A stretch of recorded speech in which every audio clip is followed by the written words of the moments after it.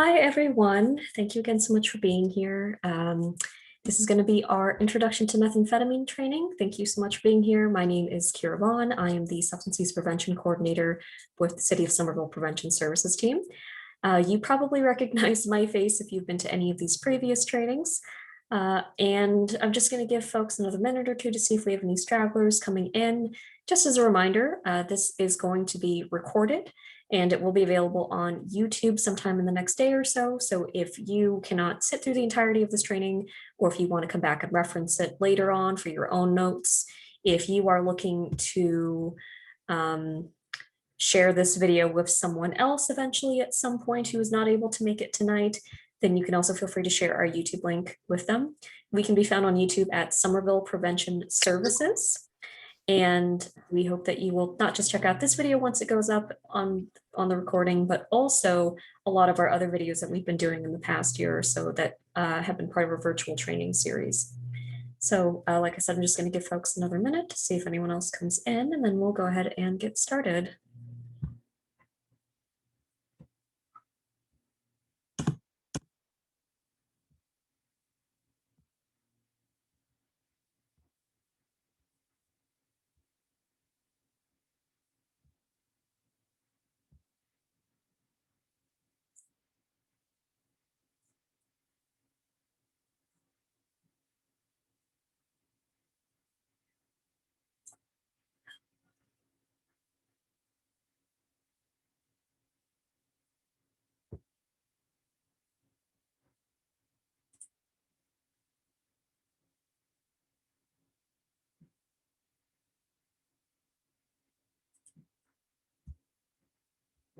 Okay, it's now 3 minutes past the hour, so I think I'm going to go ahead and get started. So a couple of the different training objectives that we have for today is obviously we're going to be going over what is methamphetamine, a little bit of the history behind methamphetamine, as well as kind of the science behind it. We are going to be talking about the impact of meth on mental and physical health as well, and identify kind of some of the treatment resources that currently do exist out there. And obviously we will also have time at the end for a bit of a Q&A. If you have any questions in the meantime, though, feel free to put them into the chat box. And actually, we will also have a couple of Ask the Audience segments, and this is our first one. So I just want people to submit a couple of things to the chat box. Like, what do you think of when you hear about methamphetamine? And I'm going to give people a couple of seconds just to kind of put in some of their answers into the chat.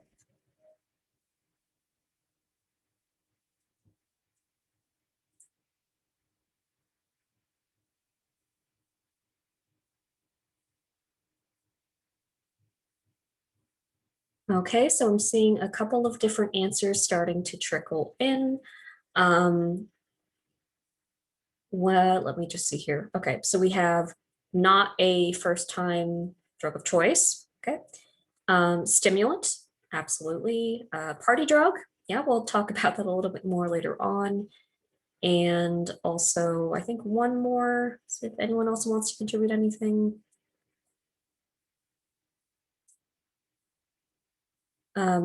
Not super well talked about. Yeah, okay. Also true, like definitely methamphetamine in recent times does not have the same kind of publicity in New England as, say, opiates have had, but we will also be talking about that as well. Thank you so much for contributing these answers. And now to kind of move along into what is methamphetamine? So methamphetamine, as is mentioned in one of the chat box answers that just popped up a few seconds ago, it is a very, very powerful and highly addictive stimulant, meaning that it is going to speed up certain reactions in the brain. We'll get into the biology of that a little bit later on. There are a couple of different street names that it is also known by. A lot of people are probably familiar with the terms crystal meth and speed, I think.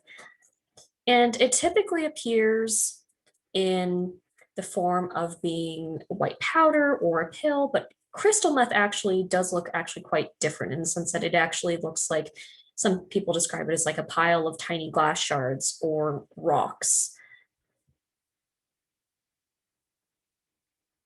Now, in terms of the history of methamphetamine, one of the things that I have found super, super interesting and kind of researching for this training was that methamphetamine is actually, it was created quite some time ago in Japan in the 1890s.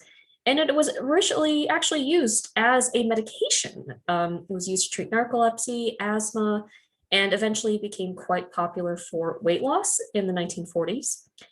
During the Second World War, we actually see both the Allied forces and the Axis powers using methamphetamine and other stimulants to keep their troops awake during long combat sessions. Um, Now, once the war was over, we start to see a transition into kind of more of what we know about meth today, which is more of a use as kind of a social recreational substance. So we have Benzedrine, which you actually see a couple of ads for here over on the left, being called basically bennies and being really popular throughout the 1950s. However, bennies started to really taper off into the 60s as other substances really began to enter the playing field in terms of substances in the 70s and moving on into the 80s and 90s. That being said, again, I think it is so important to recognize the fact that we have a really long history with methamphetamine, even if it did kind of originally come in the form of Benzedrine. You also see here one of my most interesting, I think, examples on this particular slide is methamphetamine as a antidepressant, just because of the stimulant impact that it has on the brain. This actually leads into much more of a modern day conversation about why some folks do choose to not just use methamphetamine, but also other stimulants. And that is as a kind of self-medicating form of treatment. Now, if we look specifically in the US, like a lot of other substances, methamphetamine is still to this day considered to be illegal. It was made illegal during the 70s. It began to expand quite a bit in the 1980s and kind of going into the 90s with a lot of illegal meth labs popping up in various different parts of the US. I would say in terms of modern day consumption, meth is still a big issue in the South and the Midwest in particular.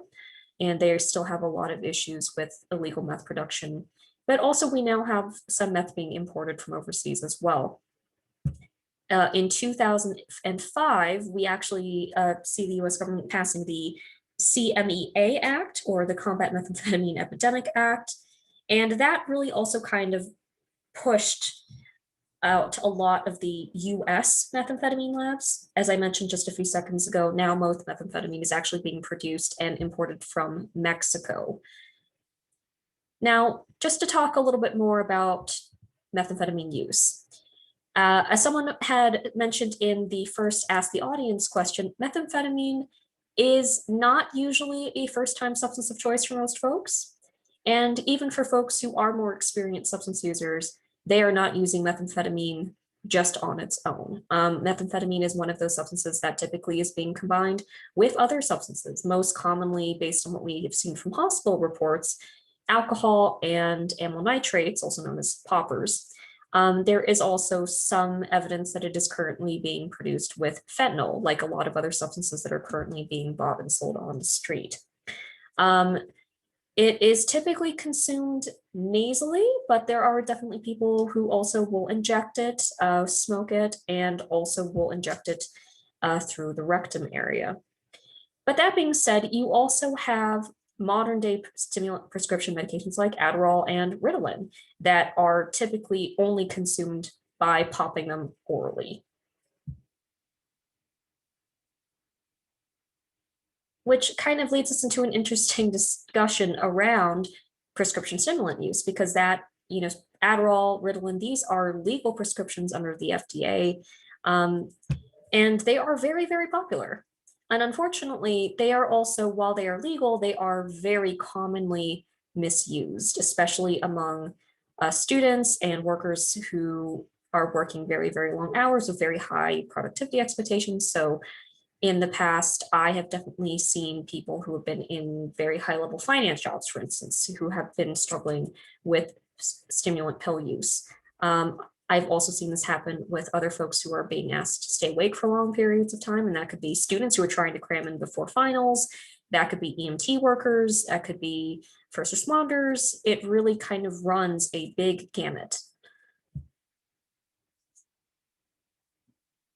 So what is kind of some of the impact of this on our brain? Whether someone is using this to stay awake during work, whether someone is using this for more of a recreational experience, it is ultimately all going to have the same impact on the brain. Meth dramatically increases the amount of dopamine that is being produced in the brain.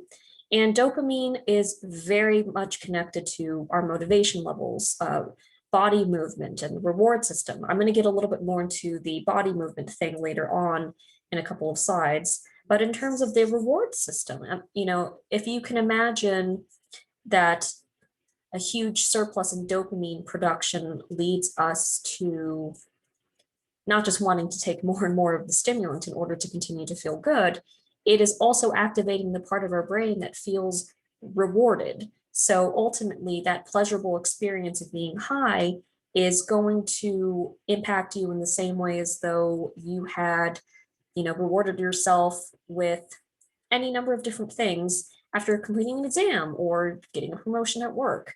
All of the things that, again, motivate us, this is all of the same parts of the brain that meth has a huge impact on. And there are some other things as well that we need to think about too. So meth use can often cause quite a bit of physical and psychological effects as well. So we are looking at people who are struggling with everything ranging from, mania and super, super hyperactive speech to paranoia, not feeling as hungry, being very, very hypersexual, restlessness, becoming more aggressive, or even becoming more confident. One of the other things that we also like to talk about in the prevention world that is super important for people to be aware of when it comes to meth use especially is too much of a stimulant in the body can often lead to things like heart attacks, strokes, and seizures. And that is obviously something that we are very concerned about preventing to the best extent that we can. I think another thing that I would want to highlight here too is methamphetamine can also have some pretty dramatic changes in terms of your body temperature. So I can remember one particular former coworker of mine telling me about a meth patient that they had seen come into the emergency room. And even though it was the middle of winter, they had taken meth and their body overheated to the extent that they actually had stripped off most of their clothing in public because of how overly hot they were feeling. So definitely heat and overheating is a big concern, but sometimes you also have the opposite reaction as well, where that person then begins to experience an extreme sensation of cold.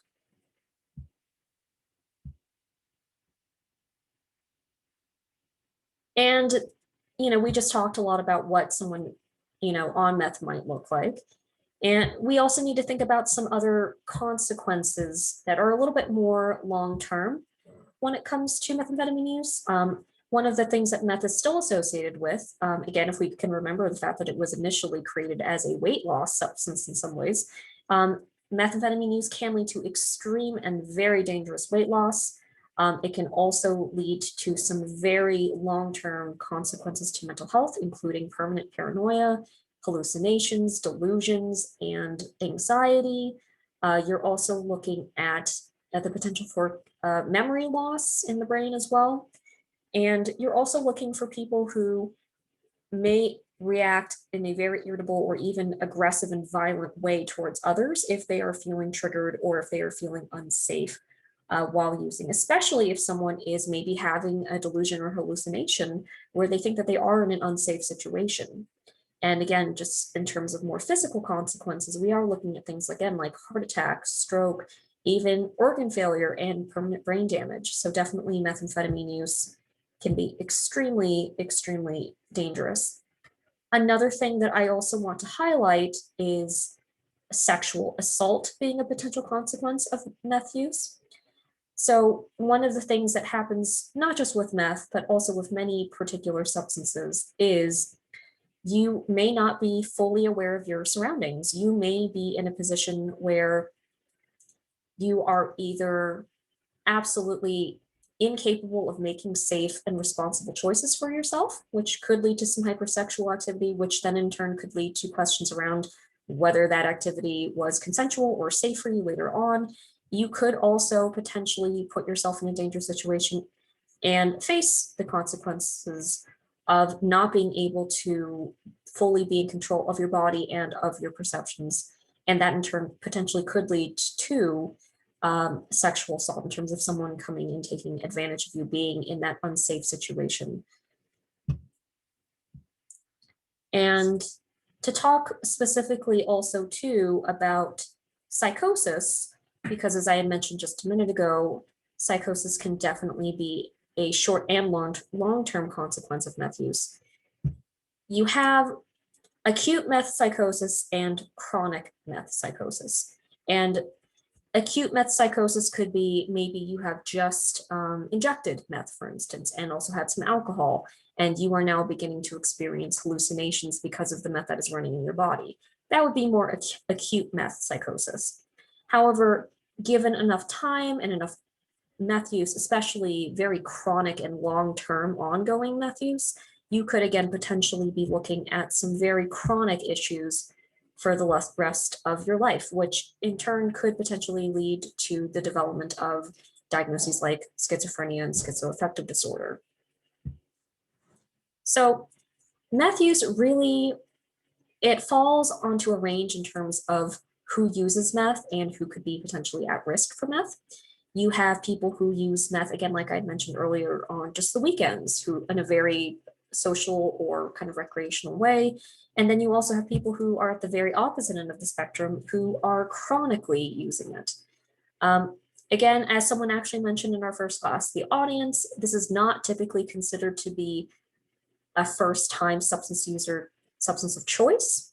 This is typically a substance that is only used by people who have prior experience with using other substances first.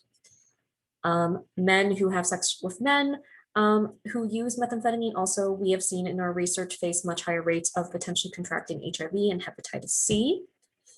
And another really interesting thing to think about is about 70% of meth users report some kind of childhood abuse. So that also kind of leads to some questions around, are people potentially looking to self-medicate symptoms of maybe severe depression and trauma through a stimulant?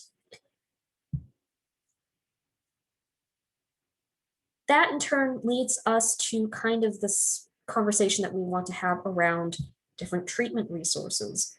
Because especially if we think about mental health being a major factor in why someone may turn to using meth use, if we can start doing preventative work with people at a much earlier point in their life, we may really be looking at a reduction in terms of who is at risk for developing, meth misuse behaviors later on in life, or maybe even just allowing people to stop their meth use or severely and significantly reduce their meth use while they are still in a position to do so in a relatively healthy and safe and controlled way. So unfortunately, right now, there is no formal medication-assisted treatment that we have for methamphetamine use. But in terms of folks who are looking to reduce meth use or remain completely sober from meth, definitely in terms of the traditional mental health care world, definitely we have seen that a lot of people who go into therapy, and also more specifically really structured intensive outpatient group programs with drug screens, they really may be quite helpful in terms of helping you feel supported while you're trying to stop your substance use. There's also some really interesting evidence to show that exercise can actually be quite important for people who are trying to, again, reduce their meth use. So exercise supported recovery programs may also be a very good option as well. Obviously, again, with the 70% of trauma diagnoses associated with people who are using meth, that definitely leads us to really needing to provide a lot of trauma-informed care to really, whether you are still using meth or whether you have made that really arduous journey to decide to stop using meth, trauma is definitely a part of the conversation that we cannot ignore. So trauma-informed care is going to be super, super important. And then also whether someone, again, is struggling with maybe lingering psychosis due to meth use, or maybe someone is in a position where they could be struggling with it for the rest of their life, we also need to be looking at care that is really sensitive to psychosis symptoms. And that again could be through medication, that could be through, again, very intensive therapy, and it could also be through potentially some medically assisted inpatient programming as well. Something else that I really want to talk about too is the stigma that exists around meth. I would argue that most substances that are in existence at this moment face some level of stereotyping and stigmatization from society. Meth in particular remains one of the most highly stigmatized substances. And that in turn can really deter people from wanting to seek out help, especially if they are facing just so much stigma about meth and also the behaviors that we kind of associate with meth users. So really another important part of this conversation too, on top of, still remaining really trauma informed and empathic and holistic in terms of the mind and body relationship with this particular form of recovery, as a community, as a country, we also really need to band together to have just some very open-ended educational conversations around what we can do to help reduce meth use in our culture with whoever it is may be struggling from it.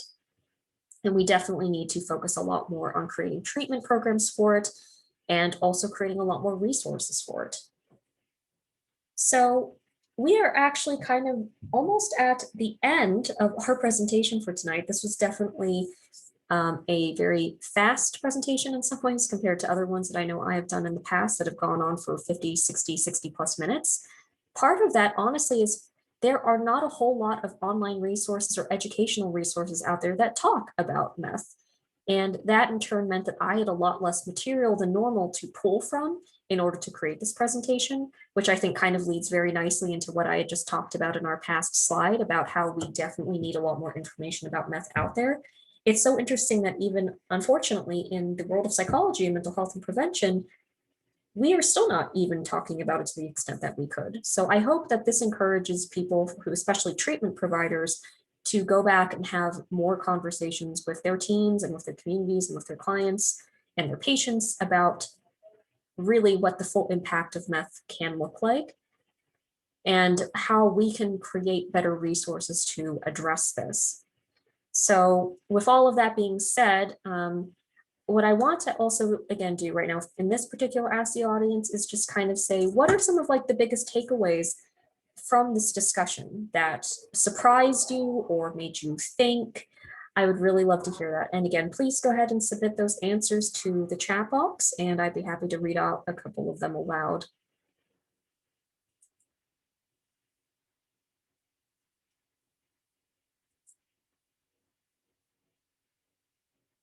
Okay, so I'm starting to see a couple of different answers coming in.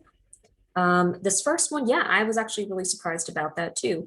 I did not know about just how long-standing of a history we had with meth. The fact that it was created in the 1890s was something that even I didn't really know about before I started to do, again, my research for this presentation.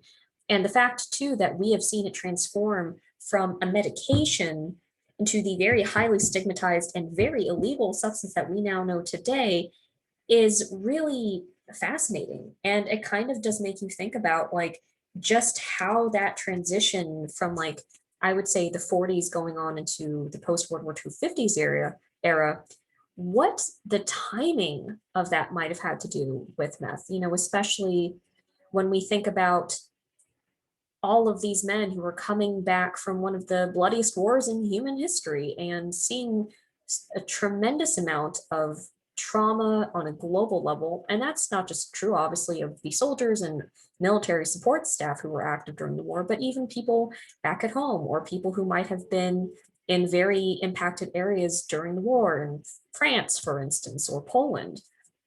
It kind of does make you wonder if us turning to meth as a stimulant to kind of make us feel happier, if that had anything to do with the fact that, again, there were several decades of some tremendous global trauma. So yes, absolutely a really great point. I hope that again engages your thoughts around this moving forward. before I go into a history rant, let me look at a couple of other answers in the chat box. Okay, I'm seeing a couple of people who are saying that they were really surprised about the body temperature issue. Yep, that is definitely something that can be a very telling sign of someone who's struggling with meth use. One of the things that we actually are still trying to, I think, develop better treatment programming around is when someone comes into the emergency room, for instance, looking for a potential inpatient admission, you know, we could be looking at someone who has literally just been pulled by an EMT off the street, you know, who has been reported by 911 callers, like appearing in really, really significant distress. How do we tell the difference between someone who is struggling with something like, say, bipolar disorder with psychosis or schizophrenia and psychosis versus someone who maybe potentially is psychotic due to the substance that they've put into their body? And I think that we definitely need to have a lot more conversations around doing urine testing in the ED and just kind of trying to really make sure that we know why someone is potentially experiencing those symptoms of psychosis, and really trying to check off as many different boxes as we can and trying to determine what caused that psychosis in the first place. So yeah, absolutely. And then I think just one more, I'm also seeing someone who's left a comment here in the chat box about, is meth still being used? Like, why is meth actually, excuse me, why is methamphetamine or stimulants still being prescribed in terms of like Adderall and Ritalin and other medications? So that's actually a really good question. So in terms of the medications that currently exist on the market, like I want to make one thing absolutely positively clear. Adderall and Ritalin, at the end of the day, as much as I talked about them being heavily misused at the beginning of this, there are also plenty of people who strongly benefit from Adderall and Ritalin if they are taking it for a genuine ADD or ADHD diagnosis. It's almost like a kind of a canceling out effect. You have an overproduction of dopamine and certain other chemicals and neurological activity happening in the brain while you may be struggling with, again, a genetic diagnosis like ADD or ADHD. And then you have the wave of the stimulant enter the brain through the medication. And those two, I want you to imagine those two waves just kind of like crashing into one another and almost like canceling one another out. So that in turn allows someone who may be struggling with an attention deficit disorder or hyperactivity disorder to focus and to concentrate and to not be as restless, because again, it's that canceling out effect is happening. And again, like I said, there are plenty of people who take Adderall and Ritalin very responsibly, who are using it very responsibly, who know that, you know, they may even be able to get to a point where they don't need to take it every day, but they may be only needing to take it during certain times, during events where they know they're going to need that level of focus and concentration. I think, unfortunately, one of the things that has happened with Adderall and Ritalin, as it has with so many other medications, is people who do not have ADD or ADHD taking a stimulant type medication. And instead of having that canceling out effect, they just have that huge boost of dopamine, and they're just automatically, their mood is boosted. They're feeling absolutely almost like euphoric, really, in a way. And a lot of people are looking to take Adderall and Ritalin and meth and other stimulant type prescriptions and substances for that very reason. They are looking to up their mood. And I think that that again speaks to a lot of concerns that we have just in terms of mental health in this country. You know, if we think about the fact that anxiety and depression alone are, you know, some of the most common diagnoses now in America, we think that there's a lot of people out there who are really struggling with their mental health, who may be turning to a medication to try and legitimately make themselves feel better, maybe just because they don't have other coping skills yet, or maybe they're not aware of the potential long-term consequences of becoming dependent on a stimulant. There's so much more education that we need to do. And that's not just true around preventing stimulant misuse, but it's also talking about the legal and proper uses of stimulant medications for people who truly need it, and also having, again, a much broader holistic conversation in this country around depression and trauma and finding safer and healthy alternative ways to improve mental health instead of potentially actually in the long term worsening mental health. So again, a lot of really great questions, a lot of really great comments. Thank you all so much. I also want to talk really quickly, because we're not quite done with this presentation yet, we want to talk about what we are doing here in Somerville. So Somerville, in terms of the substance misuse data tracking that we have been able to do, including during this pandemic, we know that meth use is relatively low in Somerville still. However, we are still looking at how meth is impacting our community. We're looking at how it is impacting cities around us. There are cities around us that are reporting increased use of meth and increased hospitalizations due to meth use. So it is definitely something that is not as far away from us as one might think. So we definitely want to continue to focus on this. We also had an intern this spring who actually just wrapped up with us, who was doing a lot of methamphetamine coordination work. And we were doing this in collaboration with Cambridge, Medford, Malton, and Framingham. We will probably have more of that data to present to the public at a later date, maybe sometime later this summer or maybe even early in the fall. But we are definitely keeping an eye on it. And again, it is not far from home when it comes to Somerville. We need to continue to talk about this.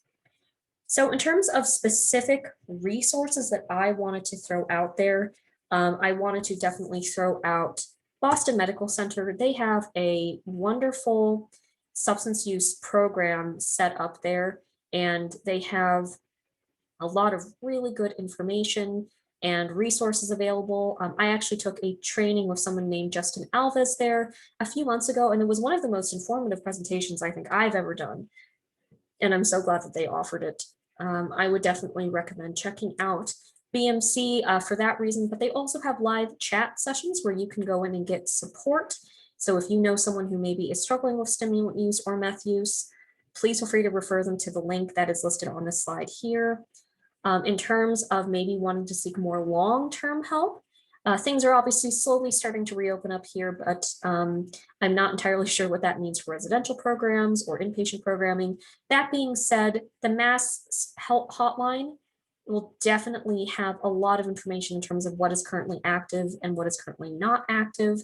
And you would just want to go to helplinema.org for more information on that, or call their 1-800-327-5050 number. And as we had mentioned before, there is unfortunately a history of not just,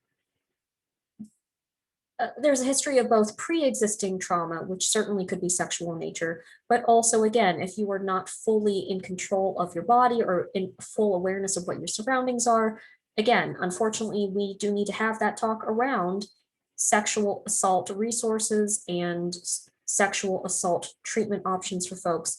I definitely recommend people contacting the Boston Area Rape Crisis Center for issues around that, 1-800-841-8371. I would also recommend people contacting the network /LaRed. They have some tremendous programming at both BARC and LaRed that have been in existence for many, many years now. And again, cannot recommend them highly enough. I would also say another resource, which I'm realizing I did not actually include on this, which I definitely should have included on this, is obviously also the BEST team, which is Boston Emergency Services team. So if you see someone who you potentially think is in distress, or if you are yourself in distress and looking to maybe get someone to do a crisis intervention with you, definitely we strongly recommend that you contact the BEST team. They are available 24/7, 365 days a year. And you can call them at 1-800-981-4357.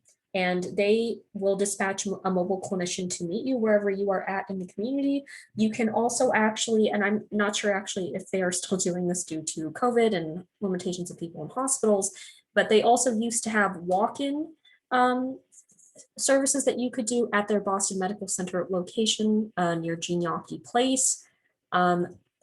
So if you just go onto Google and type in Boston Emergency Services team, you will be able to find more information from them on the North Suffolk Mental Health Association website, with more information about where it is that they will actively onboard people into potentially getting some help. And again, please feel free to continue to follow us on our social media. That includes our YouTube channel, City of Somerville Prevention Services, facebook.com/Somerville Cares, and also we are on Instagram at Somerville Prevention. We are going to, like I said, be presenting a lot of the data from that meth tracking project that we had done just and finished up literally like maybe a month or so ago. And we will be presenting that sometime later on this year. If you are interested in looking into that, please keep an eye out on our social media, especially our Facebook and Instagram. We will also probably continue to offer this training again in the future. So feel free to keep an eye out on our social media for more training dates that are going to be coming up through the rest of 2021, moving into 2022. And as always, we very much welcome feedback. So please feel free to shoot us a message on our social media accounts. You can also contact us via email directly. We are always happy to take questions and give as many answers as we can, regardless of the way in which you are getting a hold of us. And I think on that note, I'm going to transition kind of into the last couple of minutes of this presentation and just see if there's any other questions that I can answer. And I'm just going to give folks another moment to just kind of put some of those questions into the chat box if there are any.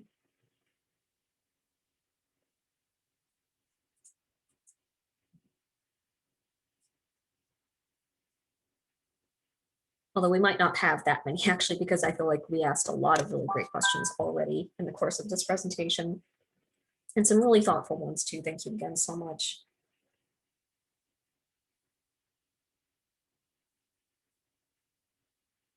I'm just going to give folks another couple of seconds. Okay, well, I'm not seeing any other Q&A right now. Again, if that changes, you are more than welcome to contact us and let us know. We would be happy to provide you with some more information. What I think I'm also going to do here too, since I had mentioned that it was a little bit difficult even for me to get some information about what methamphetamine use looks like and what some of the medical consequences of meth use look like.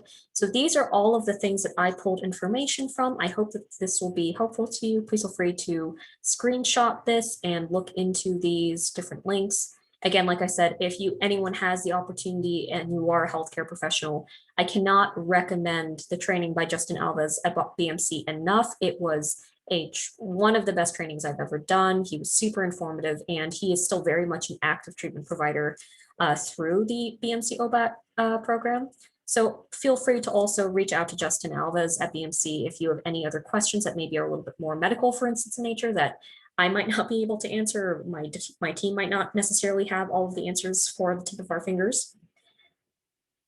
I'm just going to see, oh, yeah, no other references. So I think I am going to just say thank you again also for so much for being here tonight. It is always a wonderful thing to do these community trainings. And I also do want to mention that this is actually going to be my final training. I have really been privileged to work for the city of Summerville during all these times, developing all of these different trainings. And I hope that future viewers who are watching these different training series videos will continue to reach out to my team if they have any further questions or concerns or ideas for how we can continue to really make prevention work in our community. It has been so wonderful being able to do this and share all of this information with you. And I hopefully, maybe you will see me again in the future if I ever get asked to come back and do some more trainings. But on that note, thank you all so much again for being here tonight. Again, please keep an eye out on our YouTube channel. This will be going up in the next day or so. And please continue in these crazy and tumultuous times to continue to stay safe, take care of yourself, and be well.